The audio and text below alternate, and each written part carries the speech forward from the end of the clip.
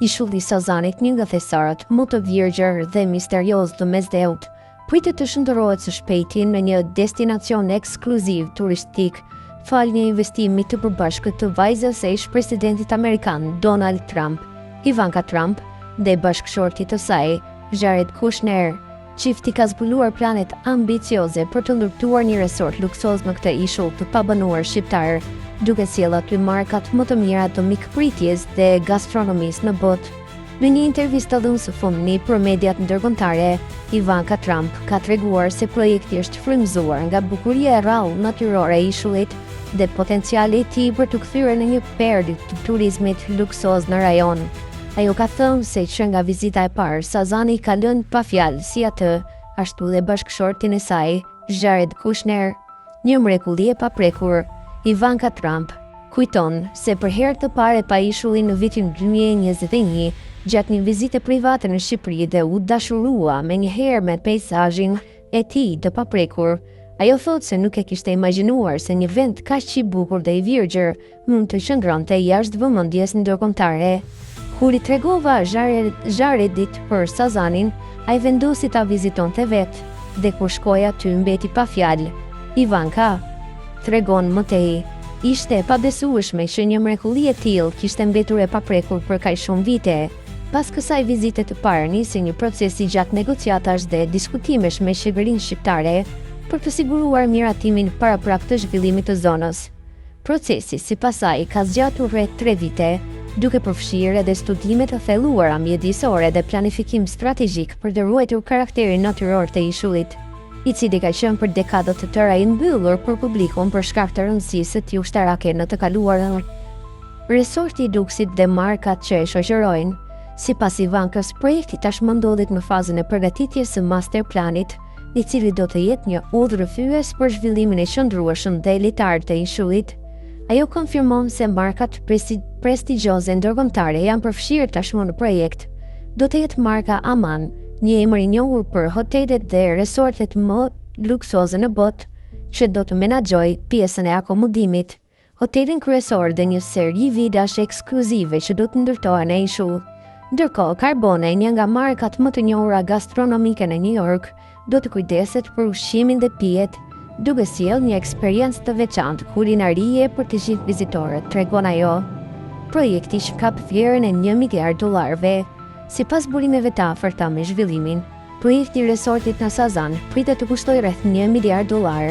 Buxheti i majnë përfshin jo vetëm ndërtimin e strukturave të banimit dhe argëtimit, por edhe zhvillimin e infrastrukturës bazë në ishull, si sistemet energjetike, furnizimin me ujë, kanalizimet, transportin detar dhe ruajtjen e biodiversitetit. Qëllimi, sipas Ivankës, është që Sazani të mos jetë thjesht një resort tjetër luksoz, por të bëhet një shembull i turizmit të qëndrueshëm ku natyra, arkitektura dhe përvoja njerëzore ndërthuare në mënyrë harmonike. Ne po punojmë me arkitektët më të mirë në botë për të krijuar një projekt që respekton peizazhin dhe historinë e ishullit. Sazani ka një trashëgimi unike që nga mbetjet ushtarake deri te biodiversiteti i rrallë. Asgjë nga kjo nuk do të shkatërrohet, përkundrazi do të ruhet dhe promovohet si pjesë e eksperiencës, shpjegon Ivanka. Turizëm ekskluziv për një elitë ndërkombëtare. Resorti që pritet të ndërtohet në Sazan do të jetë i aksesueshëm vetëm për një numër të kufizuar turistësh në vit, duke ruajtur ekskluzivitetin dhe cilësinë e shërbimit.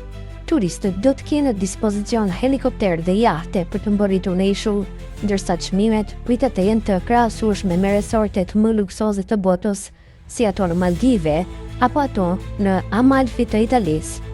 Turistët që do të zgjedhin të pushojnë në Sazan do të duhet të paguajnë shuma të konsiderueshme për natën. Disa paketa ekskluzive mund të shkojnë deri në $20,000 për një fundjavë, por ata do të marrin shërbimin më të mirë të mundshëm, me kuzhinier të famshëm, vila me pishina private, shërbim personal 24/7 dhe qasje në aktivitete të veçanta si zhytje në guvat e ishullit, eksplorime të nëndveshme apo ekskursione kulturore në brigjet shqiptare, shton Ivanka.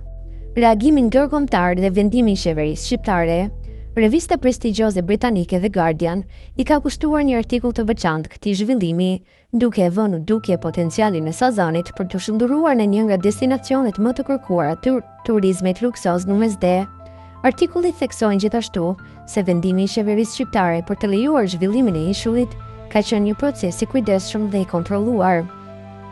Qeveria shqiptare ka dhënë miratimin paraprak për projektin, duke theksuar se çdo ndërtim do të bëhet në përputhje me standardet mjedisore dhe ruajtjen e identitetit të ishullit.